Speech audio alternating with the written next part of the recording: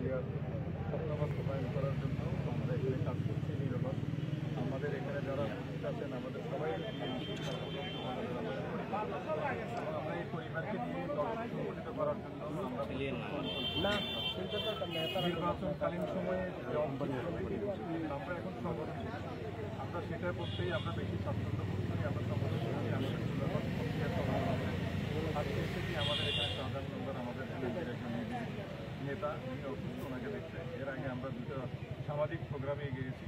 আমরা সবখানে আমাদের পরিবারদেরকে নিয়ে যাচ্ছি। আমরা আসলে দলকে ঐক্যবদ্ধ রেখে দলকে সুসংগঠিত রেখে আমরা আমাদের অধিকার বাস্তবায়নের জন্য লড়ছি। এবং আপনারা জানেন যে একটা অন্তর্বর্তীকালীন সরকার আছে, সেই সরকার কাজ করছেন। আজকে গুরুত্বপূর্ণ একটা মিটিং আমাদের নেতার সাথে অন্তর্বর্তীকালীন সরকারের প্রধানের সাথে অনুষ্ঠিত হবে। আমরা চাইব যেন একটা নির্দিষ্ট রোডম্যাপ নেবেন যে গণতন্ত্রের জন্য, যে ভোটাধিকারের জন্য আমরা 19 বছর ধরে এই মাঠে আছি এবং এই গণতন্ত্রের অধিকারের জন্য আমরা শেষ দিন পর্যন্ত মাঠে থাকবো। গণতন্ত্র হবে মানুষের ভোটাধিকার পর্যন্ত বিএনপি মাঠে থাকবে এবং বিএনপি বিশ্বাস করে জনগণের দল, গণতন্ত্রের দল এবং সেই ক্ষেত্রে আমরা জনগণের কাছে ঘুরে বেড়াচ্ছি, বিএনপি আপিল নিয়ে যাচ্ছি।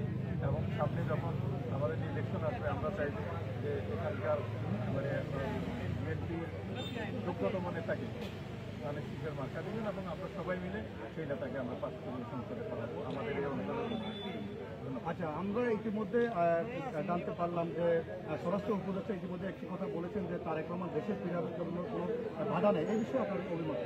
হ্যাঁ, আমরা অবশ্যই বলবো যে আমাদের নেতা মানে সঠিক সময়ে দেশে ফিরবেন এবং সেই অর্থে অনেকগুলো ফ্যাক্টর কাজ করে।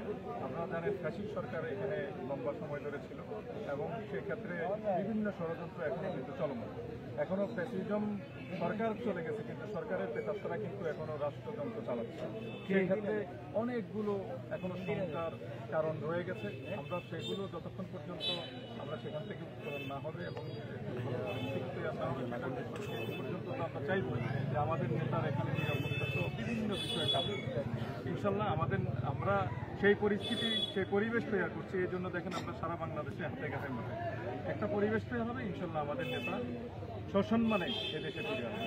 আরেকটি বিষয়, আমরা ইতিমধ্যে জানি বাংলাদেশের অন্তর্বর্তীকালীন সরকার এবং বাংলাদেশ নির্বাচন কমিশন আওয়ামী লীগের নিবন্ধন স্থগিত করছে। এই বিষয়ে আপনাদের কোনো মতামত বা আপনাদের অভিমতটা